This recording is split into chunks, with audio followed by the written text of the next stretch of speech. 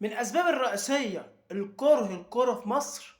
أكتر واحد كنت باحب الكورة، أشجّع الكورة، أحب الكورة الحلوة.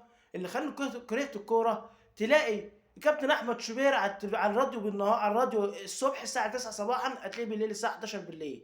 تلاقي خالد الغندور الساعة 11:00 صباحًا في الراديو، هتلاقيه الساعة 02:00 و01:00، 02:00. ولاد أبو داني إبراهيم فايق ده هتلاقيه الساعة 2 برضه على الراديو الصبح الساعة 12:00 والّا 2:00، هتلاقيه الساعة 00:00. إيه يا جدعان ده؟ ما فيش تأثير خالص، ما فيش تأثير. ده فين الناس اللي خريجة إعلام؟ ما فيش. فين اللعيبة التانية بتاعة المنتخب؟ برضه ما فيش. هو ما فيش غير شوبير وخالد الغندور وإبراهيم فايق بالليل وبالنهار، وكابتن حلاوة القطايف بالنهار، وكابتن حلاوة القطايف بالليل. يا جدعان إحنا زهقنا. علينا النعمة، إحنا زهقنا بقى، إحنا كرهنا. بالليل زهقانين وبالنهار زهقانين، عايزين تغيير بقى، إحنا عشان خلاص اتخنقنا بقى.